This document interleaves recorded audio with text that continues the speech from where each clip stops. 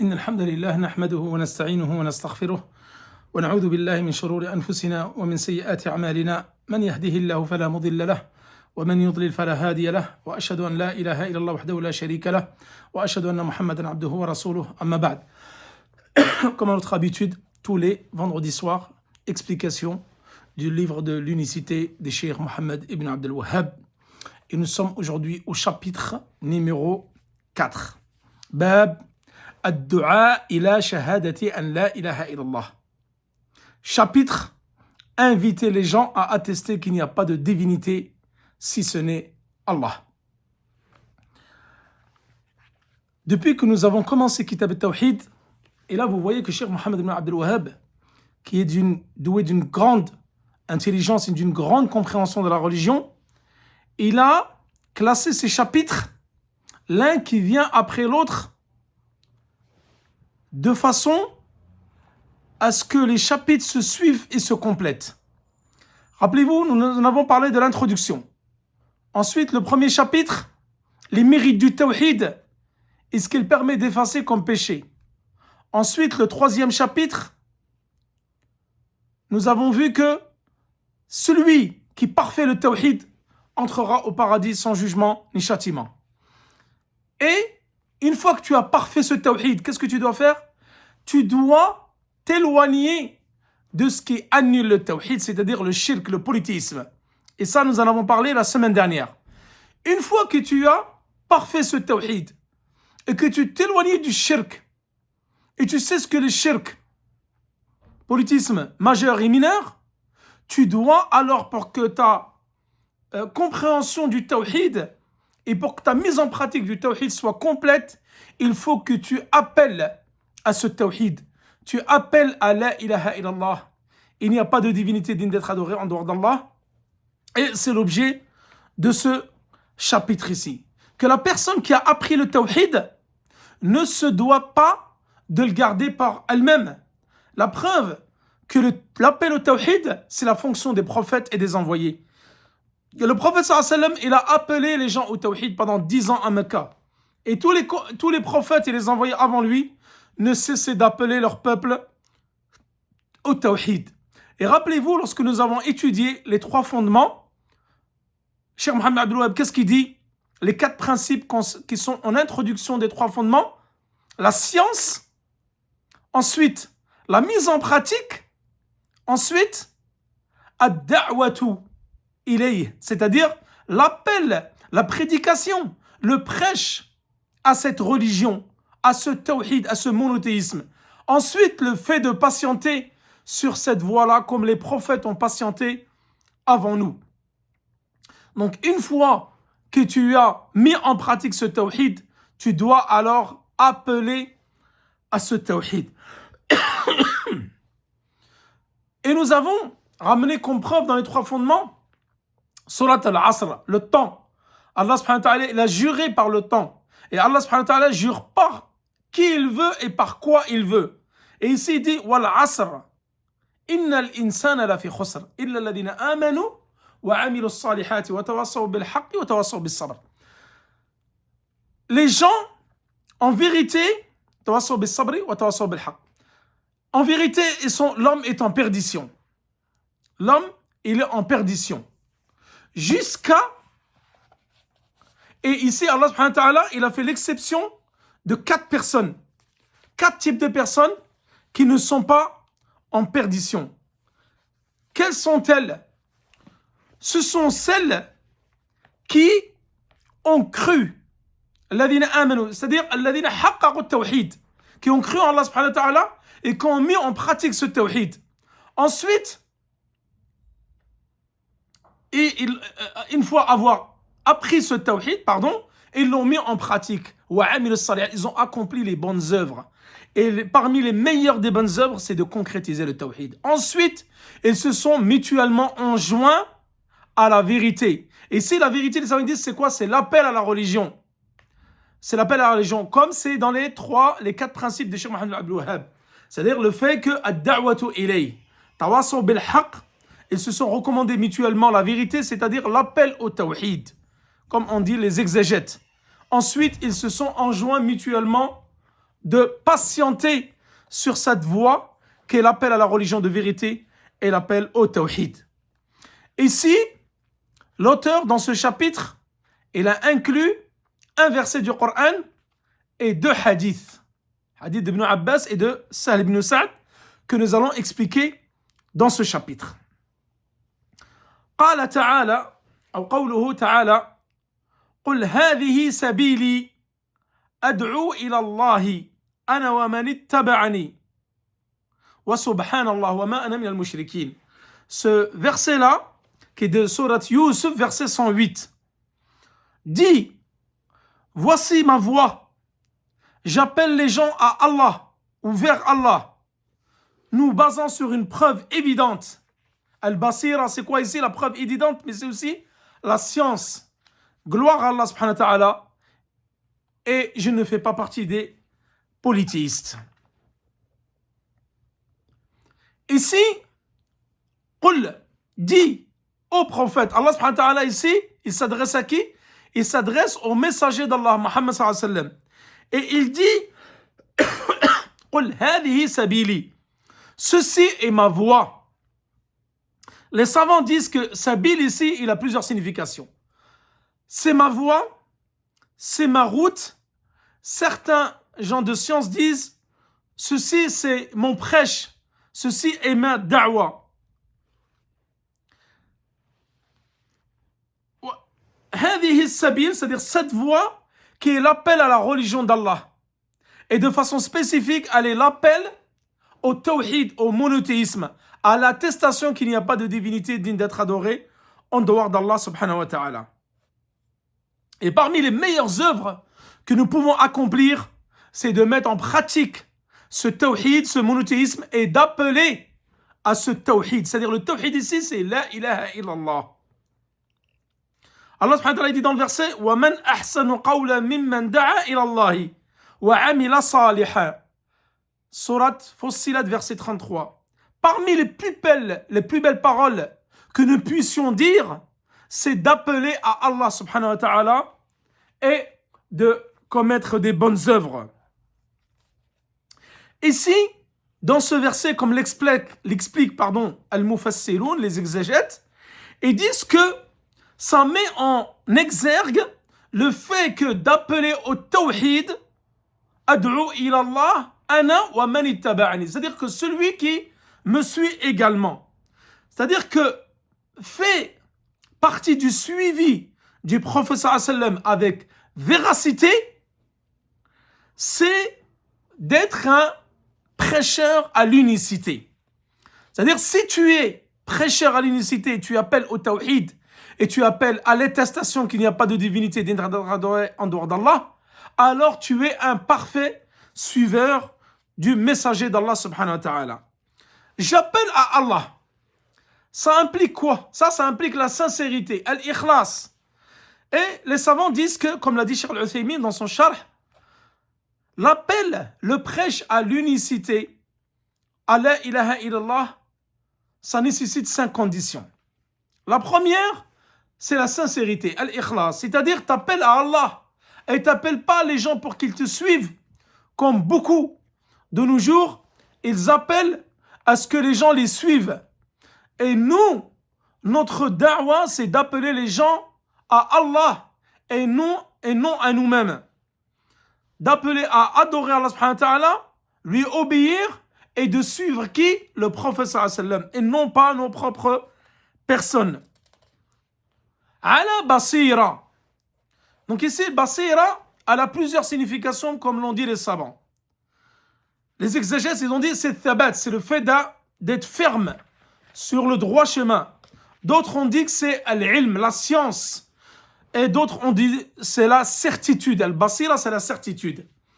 Et l'avis le plus répandu, c'est la science. Ala basira, c'est-à-dire avec science et clairvoyance. J'appelle à Allah avec sincérité. Première condition du prêche, de la prédication. Deuxième condition, c'est le fait d'appeler avec science. Il n'est pas donné à n'importe qui d'appeler les gens au tawhid. Ceux qui ont appelé le tawhid, c'est qui? Ce sont les prophètes, ce sont les envoyés, ce sont les compagnons, ce sont les savants. Donc celui qui appelle au tawhid, il doit être doué de science. La preuve, ala basira. J'appelle à cette voie, qui est la religion, à cette attestation, à ce monothéisme, avec sincérité, donc uniquement par Allah subhanahu wa ta'ala. Deuxième condition, avec science. Tu ne peux pas appeler à Allah si tu es ignorant. Ensuite, ils ont dit, et ça les conditions, nous allons le voir dans le hadith de Sahl ibn Sa'd. Troisième condition, c'est ma'rifatu hal al-mad'u. C'est le fait de connaître l'état de la personne à laquelle tu vas appeler. Cette personne-là qui tu vas appeler au tawhid, tu dois connaître.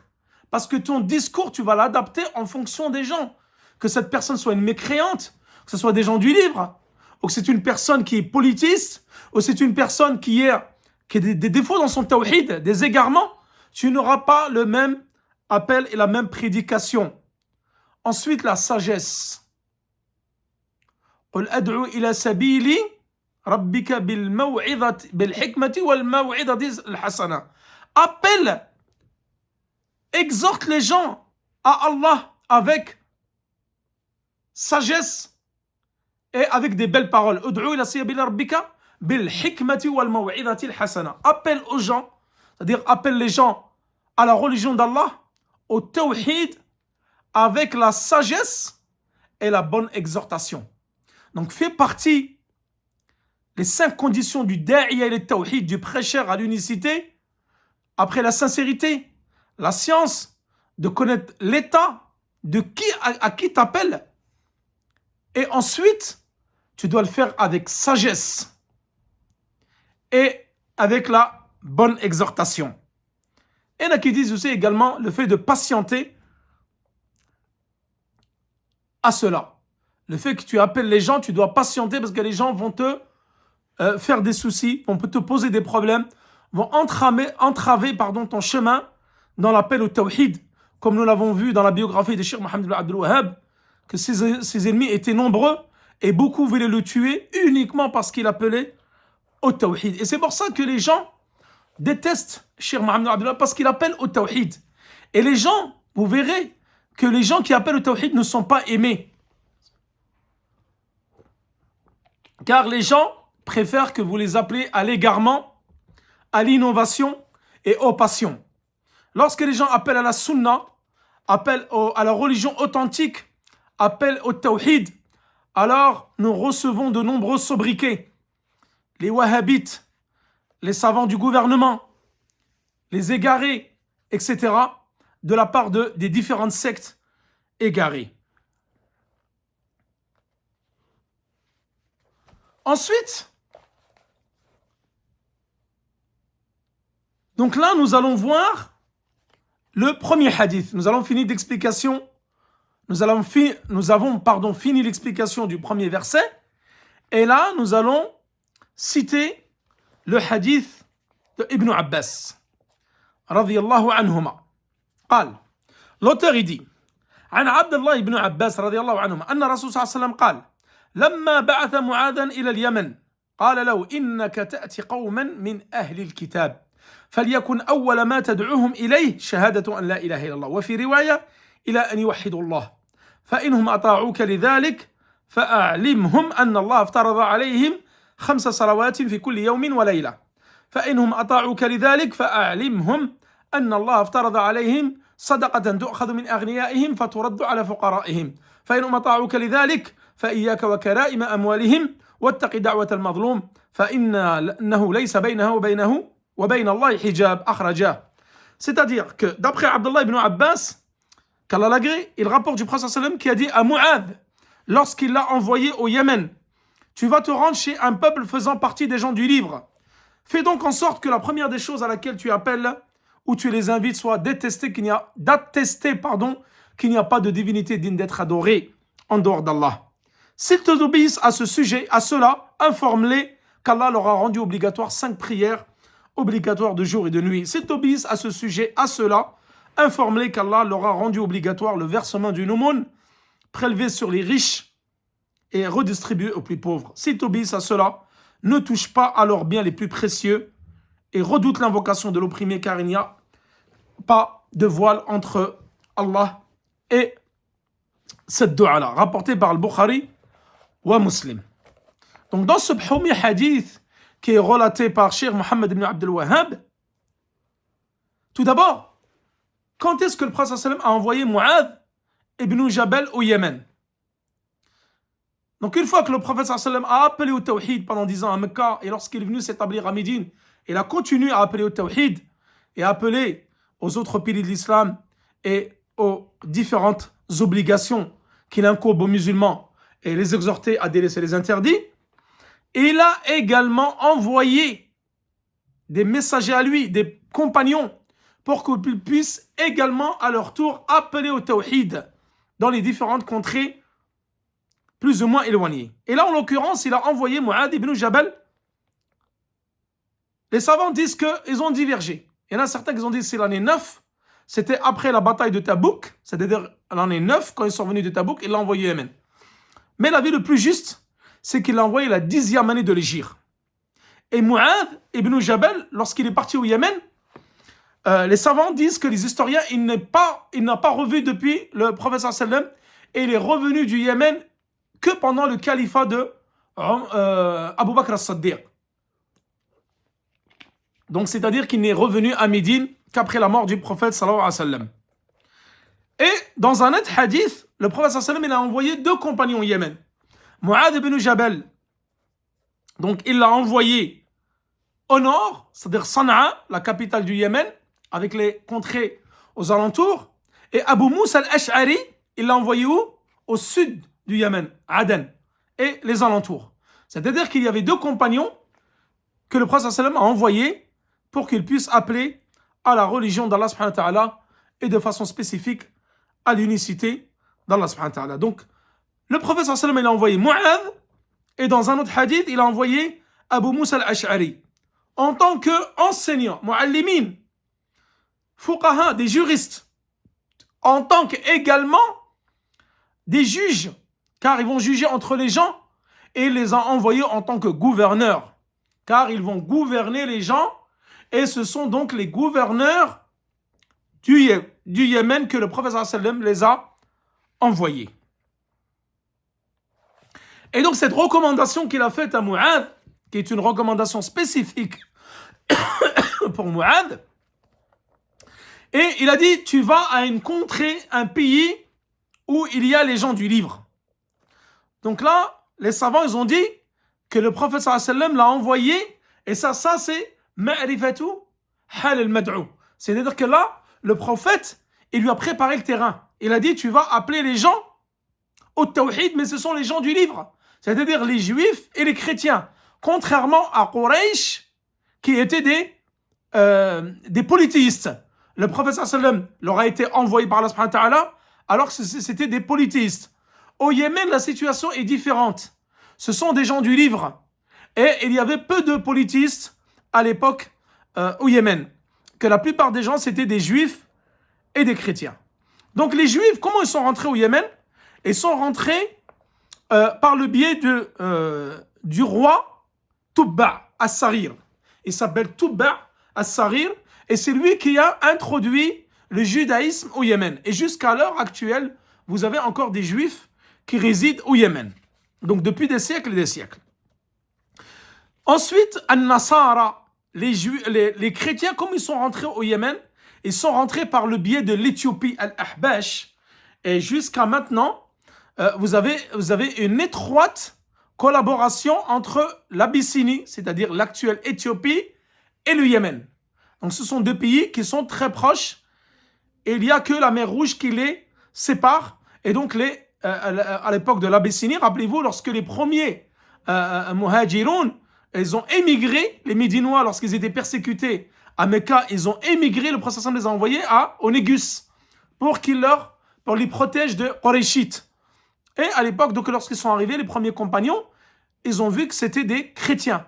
Donc les habitants de l'Abyssinie, l'actuelle Éthiopie, c'était des chrétiens.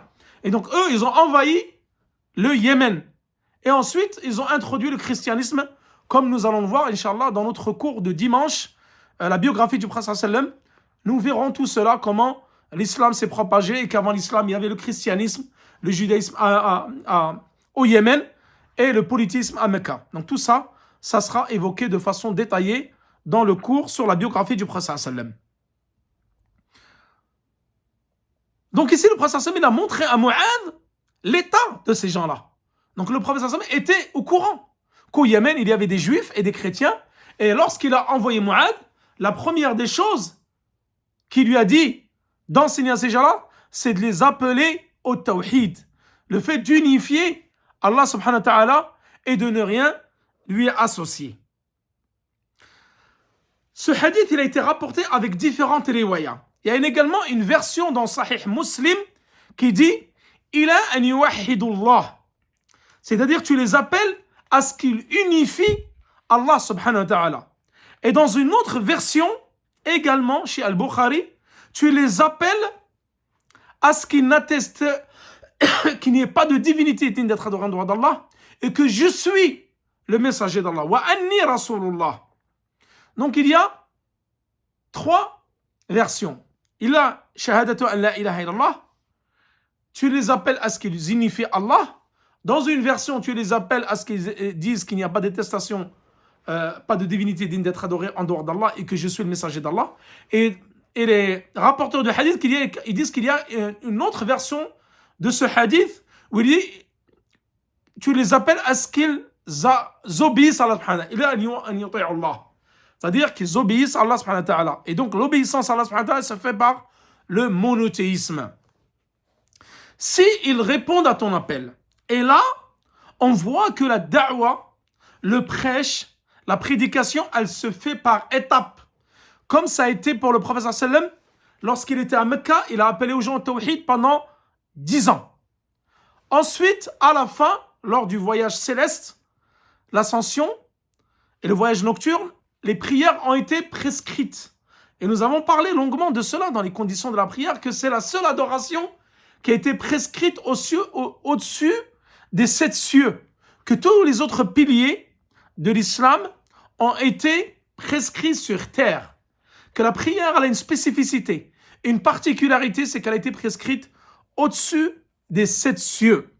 Donc s'ils répondent à ton appel, qu'ils unifient Allah subhanahu wa ta'ala, qu'ils mettent en pratique le tawhid, et qu'ils attestent qu'il n'y a pas de divinité digne d'être adorée en dehors d'Allah, et que je suis le messager d'Allah, alors vient la deuxième étape dans la prédication, dans l'appel à Allah subhanahu wa ta'ala, c'est que tu vas leur enseigner qu'Allah subhanahu wa ta'ala leur a prescrit 5 prières obligatoires de jour et de nuit. Et nous l'avons déjà mentionné à différentes reprises dans nos différents cours, comme c'était le cas dans l'explication de Hadith Jibril, dans l'Arba'in Nawiyya, mais également dans les 3 fondements.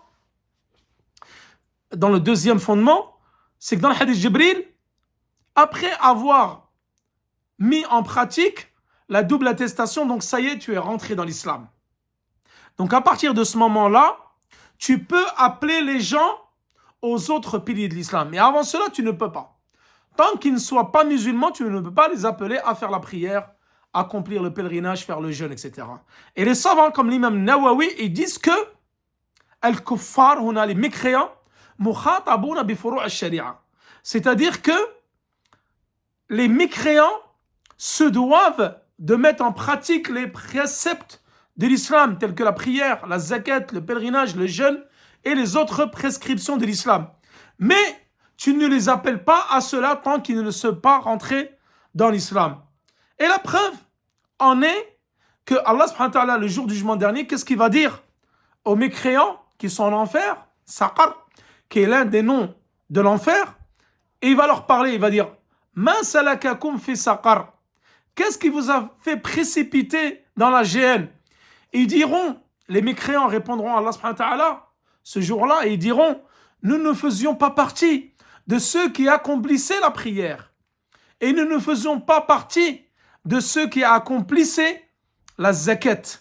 Et rappelez-vous, lorsque nous avons parlé des conditions de la prière, que la prière, c'était une question très importante dans l'islam. C'est une question où il y a une très grande divergence entre les savants, comme quoi ce qu'il a fait, c'est le deuxième pilier de l'islam, mais à savoir, est-ce que celui qui la délaisse par paresse, est-ce qu'il est mécréant ou pas? J'avais ramené les différents dalils, différents versets et hadiths, et vous pouvez les retrouver dans les conditions de la prière. Et j'ai dit que l'avis le plus juste, d'après certains savants tels que Cheikh al-Islam Ibn Taymiyyah, Ibn al-Qayyim, et parmi les savants contemporains, et qu'il était mécréant. Celui qui délaissait le caractère obligatoire de la prière par paresse ne faisait pas de lui un musulman. La preuve, c'est que nous avons ramené une autre preuve dans le hadith de Ibn Omar. Lorsque le prophète dit « Omirtu » on m'a obligé, on m'a rendu obligatoire de combattre, on m'a ordonné plutôt de combattre les gens jusqu'à ce qu'ils attestent qu'il n'y a pas de divinité digne d'être adorée et que le messager, et je suis le messager d'Allah, ou que Mohammed est le messager d'Allah, qu'ils accomplissent la prière et qu'ils acquittent la zakat. فَإِذَا فَعَلُوا ذَلِكَ, rappelez-vous dans le hadith d'Ibn Omar, s'ils ont fait cela, alors leur sang et leur honneur et leurs biens seront préservés et sacrés. Cela montre que le fait de faire la prière et de s'acquitter la zakat, tu rentres dans l'islam et ça préserve ton honneur, ton bien et ton sang.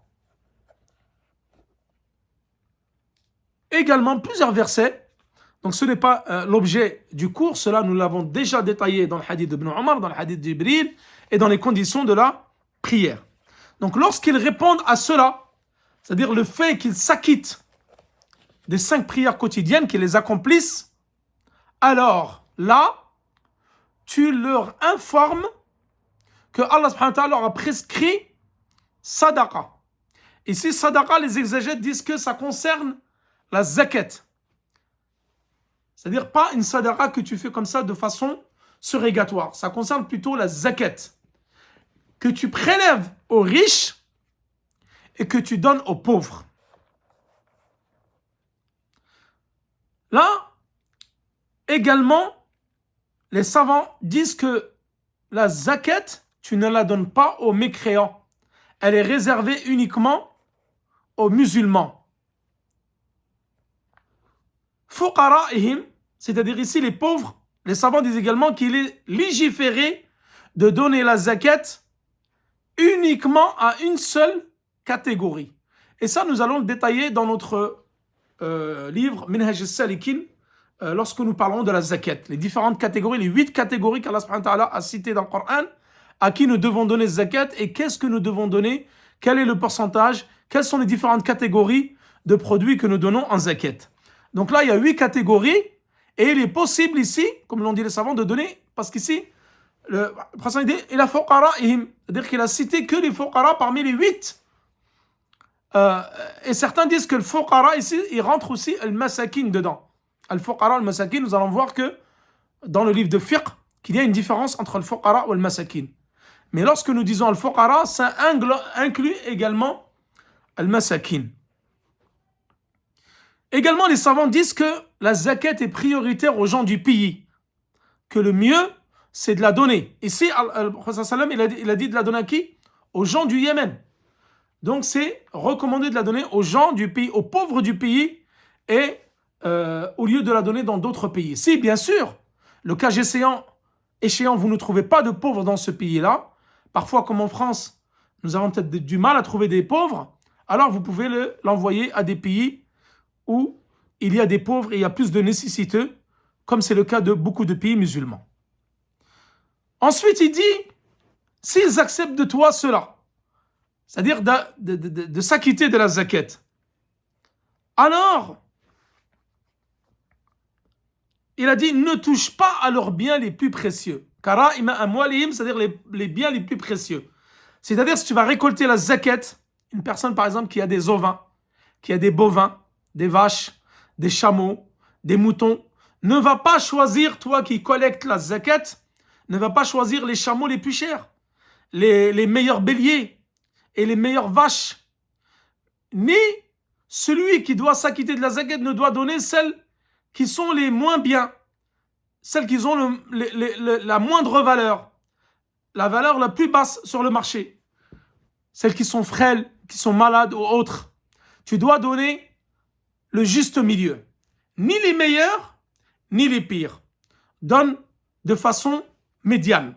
Donc le juste milieu. Ensuite, il dit ici, « Wattaqi da'wat al-mazloum » Prends garde à l'invocation de l'opprimé. Car il n'y a entre elles et Allah subhanahu wa ta'ala qu'un voile. Et le prophète sallallahu alayhi wa sallam, il a montré que après avoir appelé à l'unicité d'Allah subhanahu wa ta'ala, et qu'il lui a montré les deux plus grands piliers, ou les deux plus grandes obligations, c'était la salat et la zakat. Pour revenir ensuite à l'invocation de l'opprimé, ensuite nous passerons au hadith de Sahl ibn Sa'd. Les savants ici, certains sont restés perplexes. Ils n'ont pas compris comment n'a pas été évoqué le jeûne et le pèlerinage. Pourquoi uniquement la salat et la zakat? Plusieurs explications à cela. Certains savants en rapportent deux. Tout d'abord, ils disent que ce n'est pas ordre de révélation. C'est-à-dire le tawhid a été révélé en premier, ensuite la salat, quand c'était à Mecca, ensuite la zakat. Ils disent que le jeûne a été révélé beaucoup plus tard, et le dernier pilier qui a été révélé, c'est le jeûne. L'année 9 de l'Hégire. Certains ont dit 6, mais l'avis le plus juste, c'est que c'est l'année 9 de l'Hégire. Mais les savants, ils ont dit que le jeûne, il a déjà été révélé lorsque ce hadith, il a été révélé. Parce que ce hadith, c'est quand? L'année 10 de l'Hégire. Lorsque le prophète sallallahu alayhi wa sallam a envoyé Mu'ad au Yémen, qui était la dernière année. Et d'ailleurs, le prophète sallallahu alayhi wa sallam a fait son pèlerinage, et c'était d'ailleurs le seul pèlerinage, pendant l'année 10 de l'Hégire. Et il a envoyé Mu'ad avant qu'il accomplisse le pèlerinage. D'ailleurs, le prophète sallallahu alayhi wa sallam, après cela, donc il est mort, et Mu'ad était au Yémen, et il n'est revenu qu'après la mort du prophète sallallahu alayhi wa sallam. Donc les savants, ils ont dit, comment cela se fait-il que le jeûne et le pèlerinage n'ont pas été évoqués dans ce hadith? Donc certains annoncent que, comme je vous ai dit, parce qu'elles ont été retardées au niveau de la prescription, mais d'autres disent que non, parce que le jeûne a déjà été révélé lorsque ce hadith a eu lieu. Et la preuve, c'est que le prophète sallallahu alayhi wa sallam a fait le pèlerinage après qu'il a envoyé Mu'ad au Yémen. Et ils disent qu'en fin de compte, le jeûne, c'est un pilier, c'est une obligation qui est secrète, qu'on ne voit pas. C'est-à-dire la personne, quand on jeûne, on ne le voit pas. Alors que la salat, tu le vois. Ce sont des obligations apparentes. En l'occurrence, la prière et la zakat, ce sont des obligations apparentes. Et le jeûne est une obligation cachée. C'est pour ça que les savants ils disent que le prophète sallallahu alayhi wa sallam n'a pas fait mention du jeûne ici dans ce hadith. Et concernant le pèlerinage, ils disent qu'en fin de compte, dans ce hadith, Mu'ad, lorsqu'il va appeler les gens du Yémen au tawhid, ensuite à la prière, qui est le deuxième pilier le plus obligatoire, le plus important, ensuite à la zakat, et vous le savez, je vous l'avais déjà dit, c'est que la zakat et la prière sont souvent associées dans le Coran. Il a été mentionné à plus de 82 reprises dans le Coran où Allah subhanahu wa ta'ala dit ceux qui accomplissent la prière, ils s'acquittent de la zakat. D'où l'importance de ces deux piliers qui sont souvent cités dans le Coran ensemble et également dans les hadiths du prophète sallallahu alayhi wa sallam, comme c'était le cas du hadith de Ibn Omar. Ensuite, ils disent, pourquoi le prophète sallallahu alayhi wa sallam n'a pas parlé du pèlerinage ici? Parce que le pèlerinage ne concerne pas n'importe qui, et ne concerne pas tout le monde. Et le pèlerinage, il concerne que les gens qui en ont les moyens, et qui ont les capacités financières et physiques. Et c'est qu'une fois dans la vie. Voilà parmi les quelques explications avancées par les savants sur le fait que le jeûne et le pèlerinage n'a pas été évoqué ici. Ensuite, taqi da'wat al-madloum. Donc, l'invocation de l'opprimé, elle est acceptée d'Allah subhanahu wa ta'ala, comme cela a été rapporté dans un hadith de Tabarani. Wa fujuruhu ala nafsihi. C'est-à-dire, le prophète il a dit, sa perversité, elle est sur lui. C'est-à-dire que même l'invocation du pervers, elle est acceptée par Allah subhanahu wa ta'ala. C'est-à-dire, méfiez-vous, garde à celui qui va commettre une injustice concernant une personne donc qui est opprimée. Parce que lorsqu'il va lever les mains et invoquer Allah subhanahu wa ta'ala contre vous, Allah va accepter et va exaucer son invocation. Et il n'y a rien entre Allah subhanahu wa ta'ala et cette invocation. Elle est acceptée. Donc, faites attention à l'opprimé, car son invocation, elle est exaucée. Donc les savants disent que le pervers, l'opprimé, même si c'est un pervers, Allah subhanahu wa ta'ala va lui porter secours et il va accepter son invocation. Ensuite,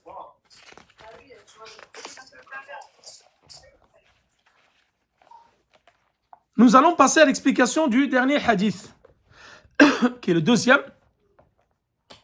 le hadith de Sahl ibn Sa'd.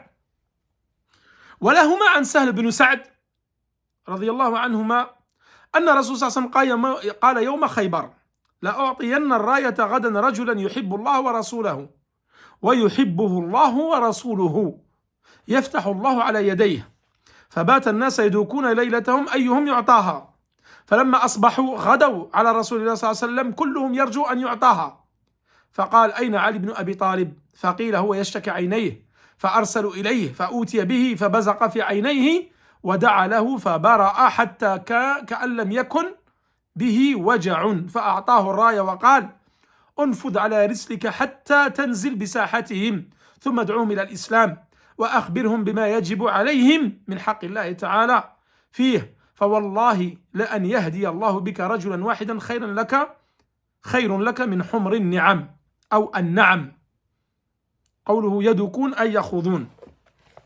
Donc l'explication de ce hadith, que d'après Al-Bukhari ou Al-Muslim, Sahl ibn Sa'd, qu'Allah l'agrée, rapporte que le prophète a dit le jour de Khaybar, la bataille de Khaybar, demain je remettrai l'étendard à un homme qui aime Allah et son prophète, et qu'Allah et son prophète aiment, car par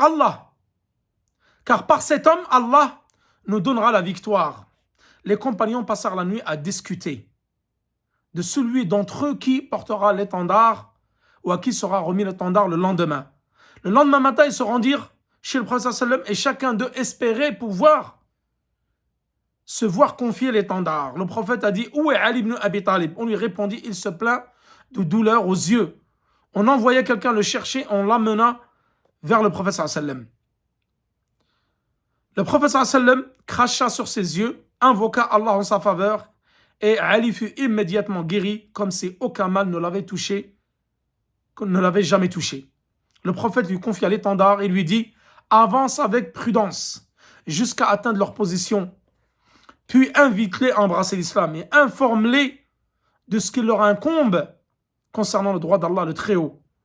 Et informe-les, car je jure par Allah, si Allah guide par ton intermédiaire un seul homme, cela vaut mieux pour toi que de posséder des chameaux roux. » Donc l'explication de ce hadith, et nous finirons par cela. Ce long hadith, tout d'abord, Sahl ibn Sa'd, donc qui était un jeune compagnon, un petit compagnon, et son père Sa'd était également un compagnon, un vertueux compagnon. Il est mort en l'an 88 de l'Hégire. Il a vécu plus de 100 ans, comme on dit les historiens. Donc ce hadith-là a lieu pendant la bataille de Khaybar. Et Khaybar, là où habitaient des Juifs. Donc ils avaient des citadelles, des forts, des forteresses, et le prophète est venu les combattre. Et c'était en l'an 7 de l'Hégire, d'après les faits historiques les plus justes. Et ce jour-là, le prophète sallallahu alayhi wa sallam donc avait un étendard, al-liwa, wa raya. Donc raya, il y a une différence entre al-liwa et raya. Al-liwa abiyad, wa raya sauda, c'est-à-dire que l'étendard du prophète sallallahu alayhi wa sallam, il est noir. Et al-liwa, le drapeau ici, il est blanc. Al-liwa, les savants donc qui est blanc, ils ont dit c'est un drapeau qui s'enroule. Alors que raya, c'est un étendard. Il ne s'enroule pas, c'est le chef des armées qui le tient, qui est devant. Donc les soldats. Concernant les savants du hadith, ils disent que ce hadith-là, c'est le hadith le plus authentique concernant les mérites de Ali ibn Abi Talib. Et ça, comme nous allons voir à travers l'explication de ce hadith, c'est une réfutation à qui? Rappelez-vous dans la conférence que j'ai faite concernant les Khawarij, qui eux rendent mécréants, Nawasib, c'est un de leurs noms, ils rendent mécréants Ali ibn Abi Talib et Uthman ibn Affan, radiyallahu anhuma. Ils les rendent mécréants. Et ça, c'est une réfutation les concernant, car le prophète sallallahu alayhi wa sallam et Allah subhanahu wa ta'ala, le prophète aime Ali, comme nous allons le voir dans ce. Et ce hadith, c'est le hadith le plus authentique concernant les bienfaits et les mérites de Ali, radiyallahu anhu. قال تعالى فسوف يأتي الله بقوم يحبهم ويحبونه. Allah subhanahu wa ta'ala va venir, va envoyer un peuple qui les aime et que eux aiment Allah subhanahu wa ta'ala également. Surat al-Ma'idah, verset 45. Allah subhanahu wa ta'ala dit également dans un autre verset du Coran, قُلْ إِن كُنْتُمْ تُحِبُّونَ اللَّهَ وَرَسُولَهُ فَاتَّبِعُونِي يُحْبِبْكُمُ اللَّهُ. Ali Imran, verset 31. Dit, c'est-à-dire qu'ici, c'est le prophète sallallahu alayhi wa sallam qui dit, il dit dans le Coran, dites ô Quraysh, si réellement vous aimez Allah et son prophète, alors suivez-moi. Allah subhanahu wa ta'ala va vous aimer. Donc si tu aimes réellement Allah avec véracité et vérité, alors tu te dois de suivre le prophète sallallahu alayhi wa sallam et d'obéir à Allah subhanahu wa ta'ala. Et si tu aimes le prophète sallallahu alayhi wa sallam avec vérité et véracité, cela implique que tu te dois de le suivre. Alors en conséquence, Allah subhanahu wa ta'ala va t'aimer. يفتح الله على يديك. C'est-à-dire que là, dans le hadith de Sahl ibn Sa'd, il parle, le prophète il a dit, je remettrai l'étendard demain à quelqu'un qui aime Allah et son prophète. Et que Allah et son prophète l'aiment également. Et que c'est par le biais de cet homme-là qu'aura la victoire contre les Juifs à Khaybar. Et les compagnons donc se sont mis à discuter qui est-ce qui allait avoir bénéficié de l'étendard demain. Et d'ailleurs, ça c'est une bishara, c'est une bonne nouvelle et c'est une prophétie. Car le prophète il a dit, demain, la personne à qui je donnerai l'étendard va donner la victoire aux musulmans. Et donc, ça s'est réalisé. Et donc le prophète lorsqu'il a dit cela, Ali ibn Abi Talib, il a gagné la bataille contre les Juifs à Khaybar. Également, donc les compagnons ont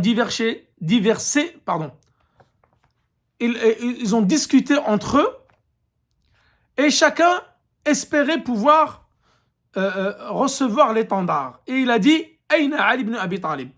C'est-à-dire que les compagnons et le prophète lorsqu'ils étaient à Khaybar pour aller combattre les Juifs, Ali n'était pas présent. Pourquoi? Car il se plaignait de douleur à ses yeux. Il avait la conjonctivite. Il ne voyait presque plus. Donc lui, il est resté à Médine. Et lorsqu'il a entendu cela, parce qu'il a envoyé des compagnons aller le chercher, lorsqu'il a entendu cela, il a dit, par Allah, je ne manquerai pas la bataille de Khaybar. Et malgré qu'il avait des douleurs aux yeux et qu'il ne voyait presque pas, il s'est empressé de monter à cheval et de venir rejoindre les troupes du prophète sallallahu alayhi wa sallam à Khaybar. Et lorsqu'il est arrivé, il a envoyé les compagnons. Le prophète sallallahu alayhi wa sallam a envoyé les compagnons aller le chercher parce qu'il ne pouvait pas marcher. Il se plaignait de douleur, il avait les yeux quasiment fermés. Le prophète sallallahu alayhi wa sallam, il a craché sur ses yeux. Il a invoqué Allah subhanahu wa ta'ala et Ali, radiyallahu anhu, a guéri de ses yeux.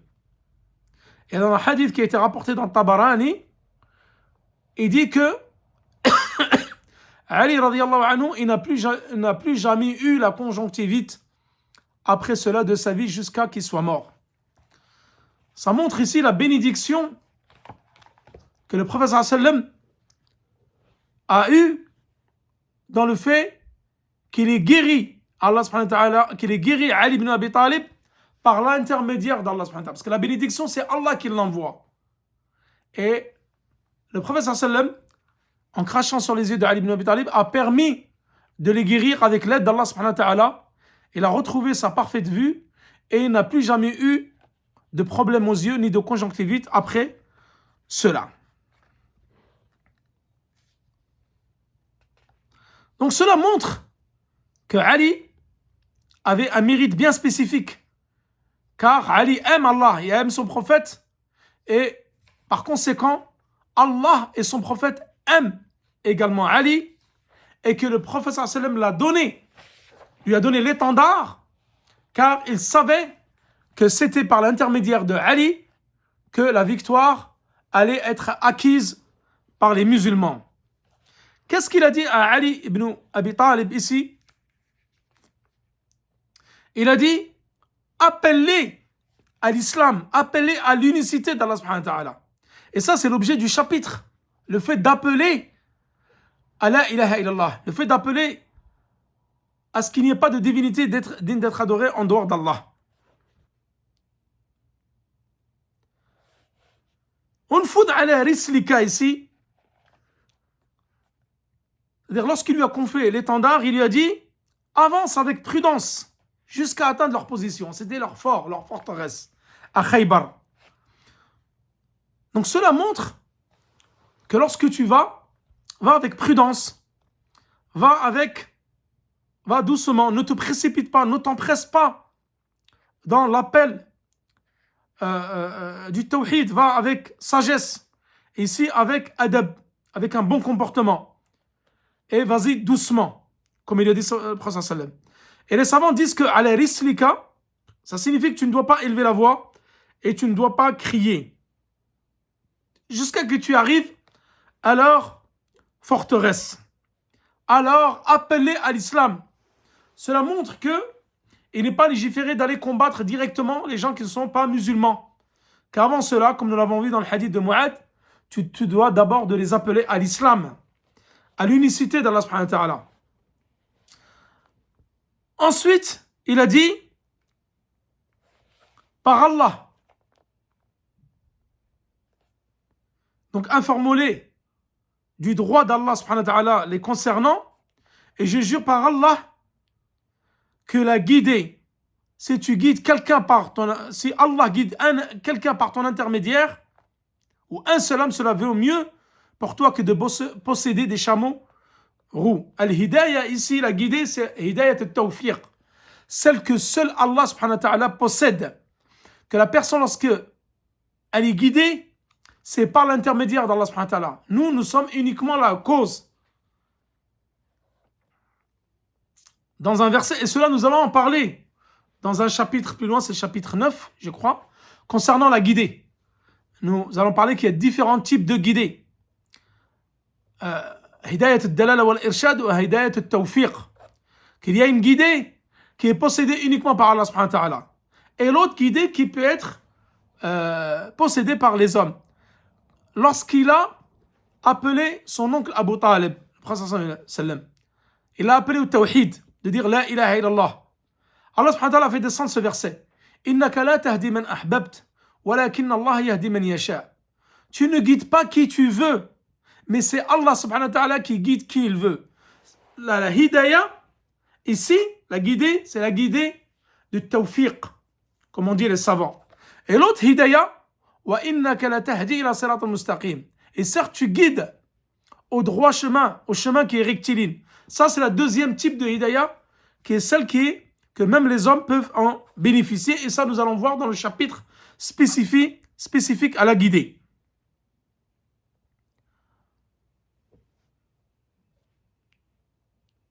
Donc, qu'Allah guide quelqu'un par ton intermédiaire est mieux que de posséder des chameaux roux. Donc, cela montre les mérites d'appeler au tawhid et d'appeler à l'islam et au monothéisme, que c'est mieux, si tu arrives à guider quelqu'un par l'intermédiaire de cet appel au tawhid, c'est mieux que de posséder les chameaux roux. Pourquoi ici le prophète parle des chameaux roux? Parce que c'était la valeur marchande la plus précieuse possédée par les Arabes à cette époque-là. Eux, ils possédaient des chameaux, et les chameaux, ceux qui avaient la plus grande valeur, c'était les chameaux roux. Comme concernant, par exemple, les chevaux, les pur sang arabes, ils ont une très grande valeur.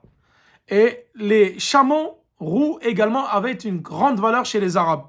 Et c'est pour ça que le prophète sallam lui a dit, guider quelqu'un par ton intermédiaire est mieux que de posséder des chameaux roux.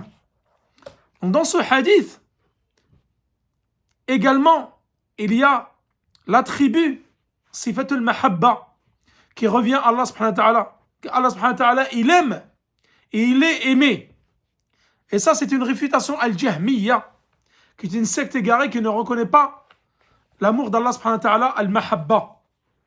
Et il y a également une réfutation aux Khawarij, qui disent que Ali, radiallahu anhu, c'est un kafir, alors qu'Allah subhanahu wa ta'ala l'aime